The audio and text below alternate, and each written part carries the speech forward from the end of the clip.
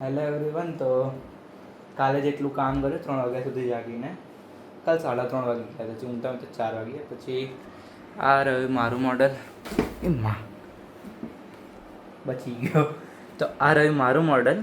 મારે ઓલમોસ્ટ પતી ગયું છે. હવે આ બધું છુપાવવાનું જ છે મેઇન તો, બરાબર. પછી બીજું આ મોડલ છે.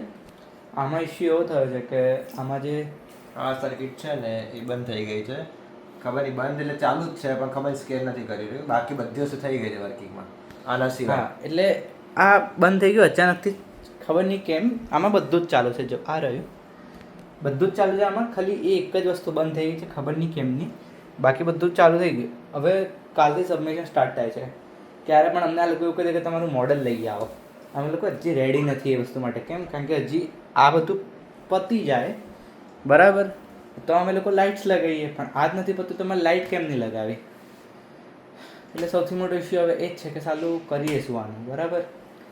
એટલે હવે જોઈએ. બાકી આ તો અમારા રૂમની હાલત એઝ ઓલવેઝ આખો ભરાયેલો રૂમ છે, બરાબર. હવે જોઈએ શું થાય છે શું નહીં. કદાચ આજે આજ તો લેટ સુધી નહીં જાગે, કારણ કે કાલે કોલેજ જવાનું છે. લેટ સુધી જાગે તો પૂરું, કાલે કોલેજ નહીં જઈ શકીએ.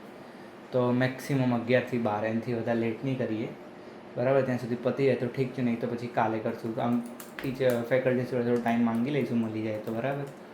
બાકી પછી જે હશે એ જોઈએ છે, કારણ કે હજી કામ સારું એવું બાકી છે. કારણ કે આને મેનેજ કરવાનું, પેલું મેનેજ કરવાનું ને આ વસ્તુને છુપાવવી એ મોટો ટાસ્ક છે. ચાલુ થઈ જાય ને પછી એને છુપાવવું પડે બહુ ધ્યાનથી.